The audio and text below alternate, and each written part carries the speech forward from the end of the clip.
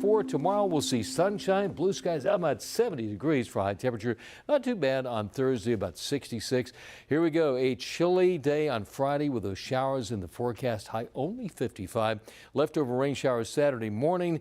As far as the weekend goes, I think the best day for the weekend is going to be Sunday. High 62. Will be in the mid 60s on Monday of next week. Well, what's near me? If you're out and see news, open the WCNC News app and go to Near Me on the bottom right. Then tap Share with Us. Upload your photo or video and tell us about it. Hit Submit and your news has reached our team at WCNC Charlotte.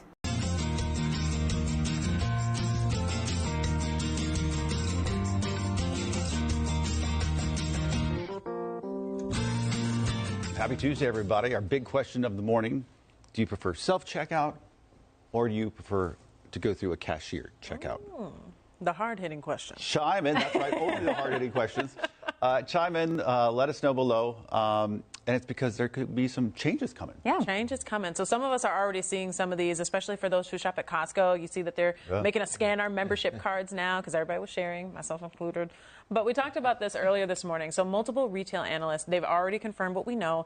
These self-checkout machines do increase the risk of theft. Now, in some cases, for some of these stores, that risk of people stealing is outweighing the investments that the companies made in the first place, which is why some are taking them out. Now, I'm going to get to that in a second, but I want to show you this mixed reaction that we're getting online. Check this out.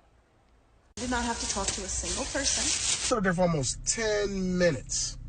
Help is on the way. Help is on the way. I like someone that's doing it for me. I don't really like touching the screens, to be honest with you. So we took a look at the report and we pulled a couple of the stores and then listed their changes during the broadcast. So we started with Target. They said that they're restricting the number of items that you can actually buy in self-checkout. So now it's only 10. Again, some of us are already seeing this. I think the one that's over there by Trader Joe's in Midtown is already doing this. And then Walmart, some stores are experimenting with limiting the self-checkout. So this would be available to just the delivery drivers and then those who are those paid subscribers to the Walmart Plus app. This is during high traffic times as well, but a spokesperson says it's intended to, quote, better manage the checkout availability. And then Dollar General is the one that's going all the way. So they're removing self-checkout machines from hundreds of their stores. This is, as they said, due to reduce shoplifting. So that's why we asked folks, what is your preference, to have a cashier or to check out yourself? We got a bunch of responses. Yeah. Every time we ask this, I feel like it's one of those weird questions that for some reason sparks a lot of passion, and people weighed in all over the place. It was so funny to see. What about you guys? Do you have a preference? I like checkout. With a person or self-checkout? Self-checkout. I want to go and then come back and be done. That's what I want. Yeah. I try to do that, and my always set off I'm like that guy. Wait for someone to come. Or, you know, you scan it and put it in the bag, and it's like lipstick. It's so lightweight. Oh, yes. They're like, please place your item in the bag. Yeah. I'm like, it is in the bag. It's in the bag. Yes. And then the one, like, the people that are overseeing the self-checkout, they're like looking at you like, I know. Here's this girl again. She always messes it up every time she comes. I know they think that at CVS. We're showing you some of your responses here. Yes. People saying self-checkout, cashier. When offered self-checkout, I say, sorry, I don't work here. Oh, that's funny. Definitely a cat. Oh, it switched on me. I love self-checkout. I don't have to talk to anybody. I do not use self-checkout. I do not want to contribute to putting more people out of work. Okay, these ones are funny, though, because these people that are saying, hey, if you're not paying a cashier, give me a discount. Not a 10% discount for using the self-checkout. I know, right? I know. It's not happening. I'm telling you that. I think it's amazing today because so many people are using self-checkout. You're going, like I was in Harris Teeter a couple of weeks ago. They're after, would you like to check out? There's, the people. Oh, really? Yeah, the cashier's going, we got room here. I feel like it's interesting because you never found that. They were never open. Yeah. I feel like in the last few years, most stores have expanded their self-checkouts and made it that takes up more space now. But now it sounds like they're going to reverse that. Okay. Yes. I think theft is off the charts. That's the problem. It is.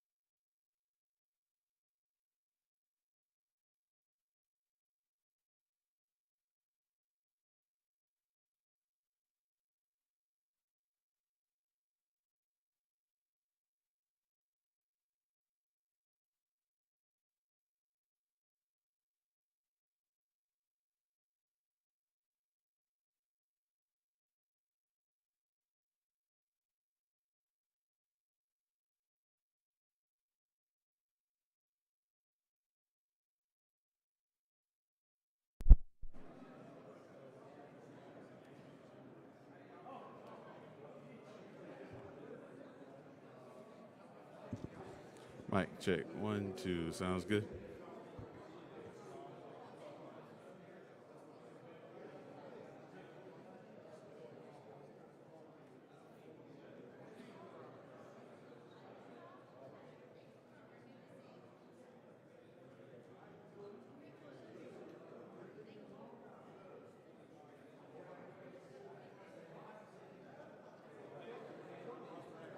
All right, mic check. 1, 2. Mic check. Good.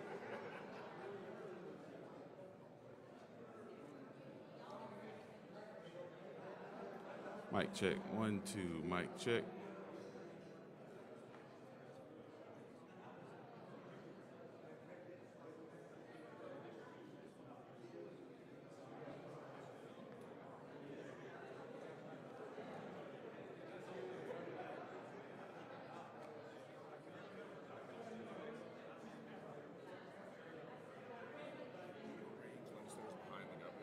Yeah, that's fine. All right, correct. Yeah, just point them out just point out whoever you think needs to go up there.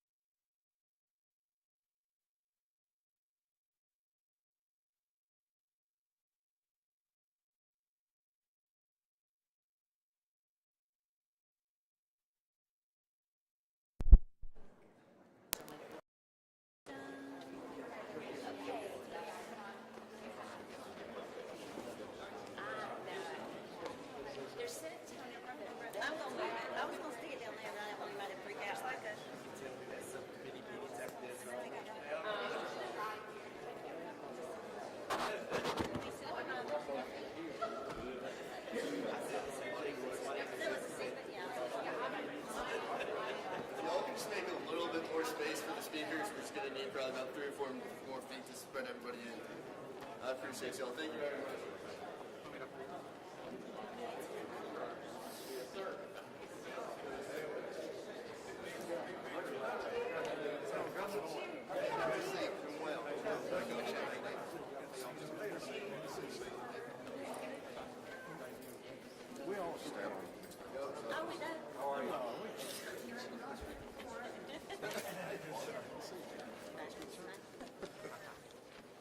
Well, ladies and gentlemen, welcome to your beautiful State House once again. This is a great occasion. We're here for a ceremonial bill signing. This bill was signed immediately after it was passed and signed by me because we wanted to get it into effect that moment, which we did, which gave new tools to our law enforcement as well as to our judges and also to comfort to our people.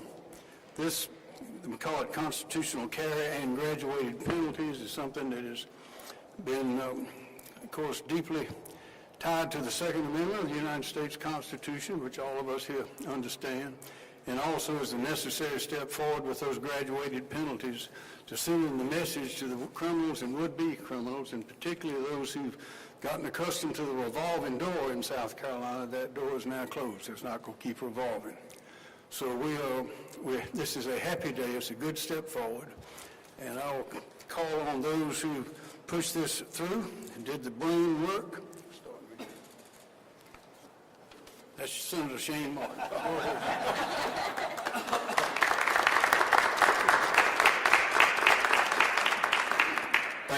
Thank you, Governor McMaster, for having me here at this press conference and ceremonial bill signing. I really appreciate it. This is a long day coming for me.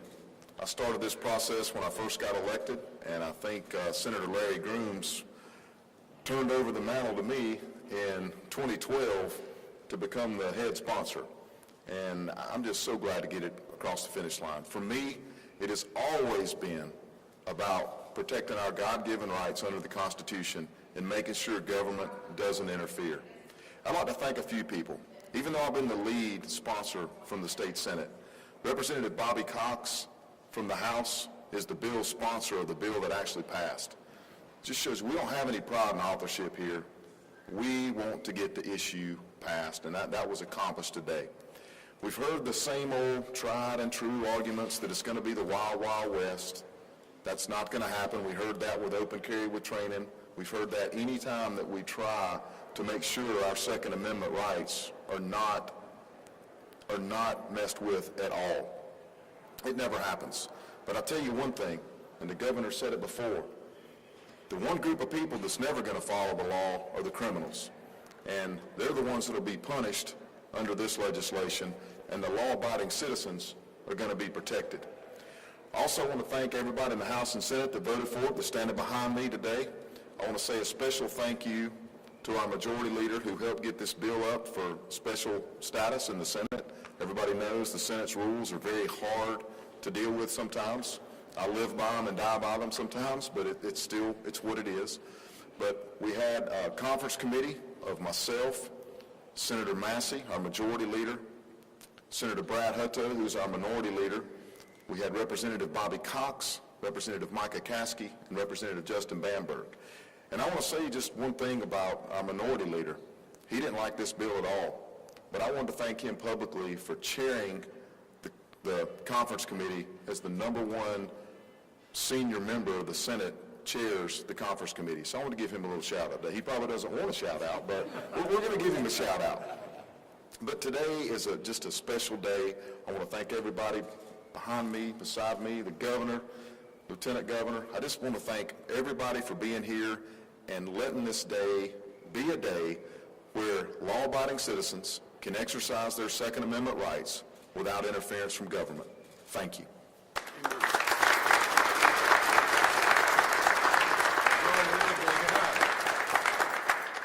Thank you, Governor McMaster. Lieutenant Governor Pam Leavitt, thank you for allowing us to be here. It is a great day here in the State House. The governor made it very clear to us in the House that as soon as we got this bill to him, he would sign it immediately, and he never wavered from that. And so he held up his word as we debated it out and back amongst the House and the Senate. The bill kept, we'd find a little something here, a little something there, and we would slow up the process, and the governor would send a little note to us and saying, I'm still ready to sign that bill as soon as you get it to me. So he wanted to sign that bill for the people of South Carolina, and that's where we were several weeks ago when we were able to pass this bill and have the governor sign it, and today the ceremonial signing. It is a good day for all the citizens of South Carolina. You know, back home we hear from our constituents quite a bit, Senator, from about certain things, but I believe I've heard more about this back home than I have just about anything we've dealt with. And most of our citizens appreciate what we've done here, and Governor, they certainly appreciate you signing this bill as quickly as you did. I certainly want to thank Senator Martin, Senator President Alexander led the process over there in the Senate. They did a great job keeping their group together just as well as we did in the House. He's mentioned Representative Bobby Cox. This has been an issue of his quite some time. He couldn't be here with us today. He got tied up in another country somewhere on his regular job. He's trying to get back home, but he wishes he could be here today, but he certainly sends his regrets. But he did a great job leading that. Representative Micah Caskey and Representative Justin Bamberg did a great job on the conference committee. Speaker Merle Smith did a great job sort of keeping us in line, kind of allowing us to take this bill up as quickly as we did. A lot of these members behind us here stood with us throughout the thing. We held strong in our beliefs and what we needed to pass. And we do believe this is a great piece of legislation for the great folks of South Carolina.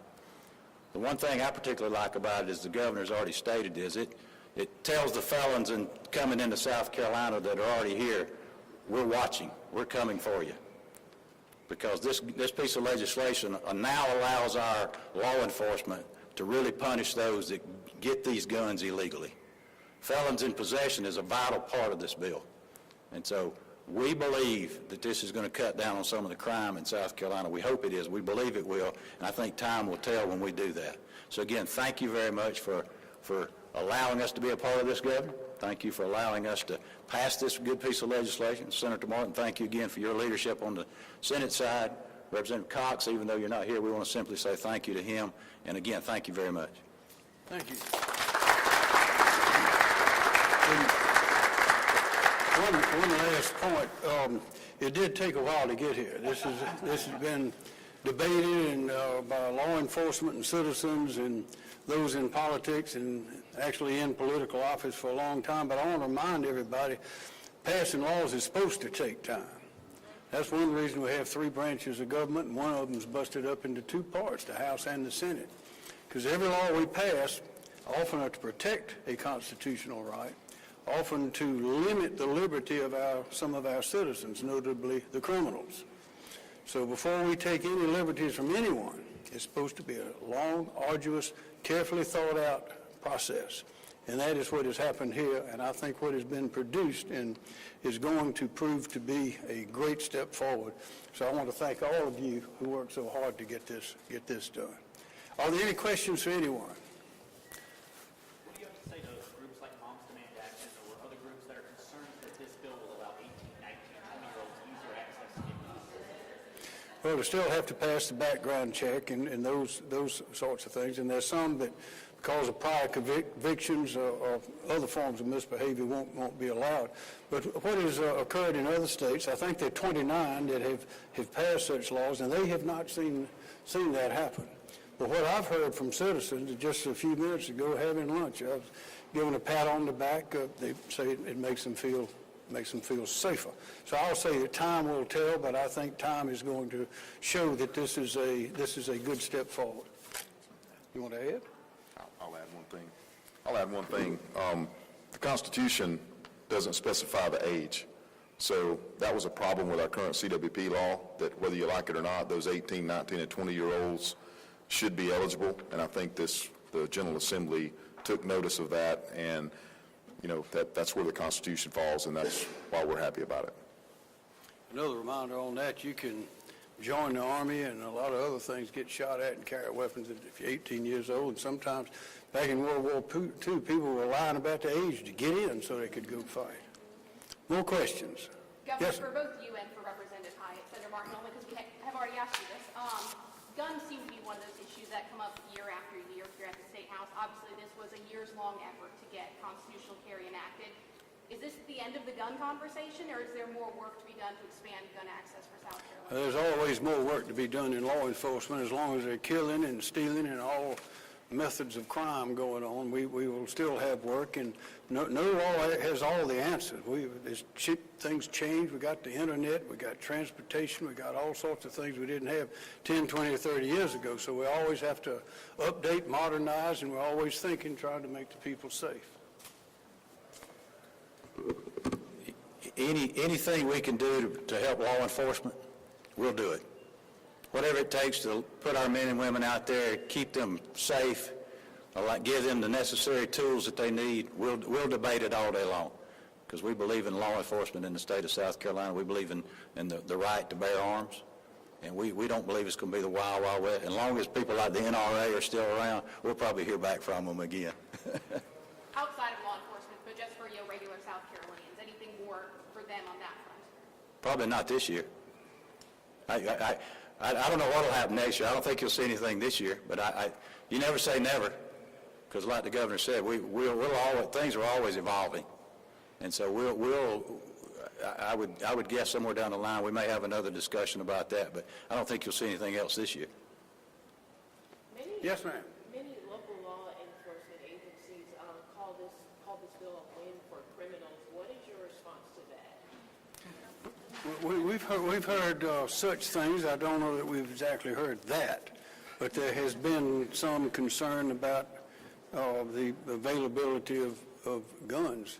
But the availability, I don't think any state that's had this law or one like it passed has shown any more availability of guns. I'll tell you what some states have witnessed is in just recently, as we've all seen, in some states where they do not enforce the law, in some states where the criminal elements are not afraid of confronting the police, let alone a citizen who might or might not have a gun. We've seen crime skyrocket. And the only reason some of them are not showing increased crime statistics is because they're not prosecuting anybody for anything.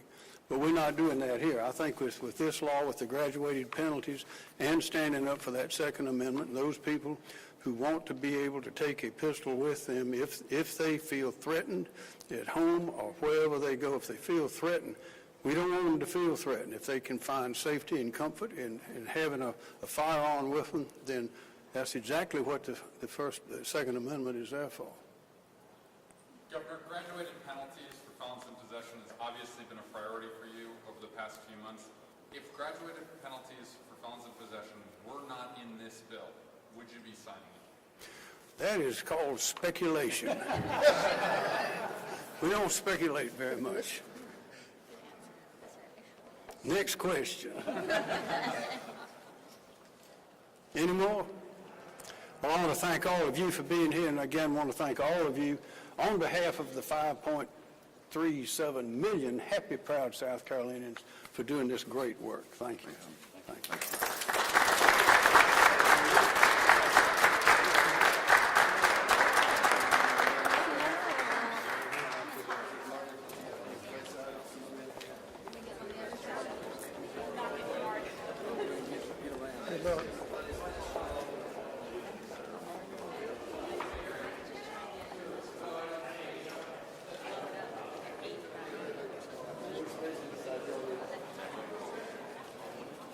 That's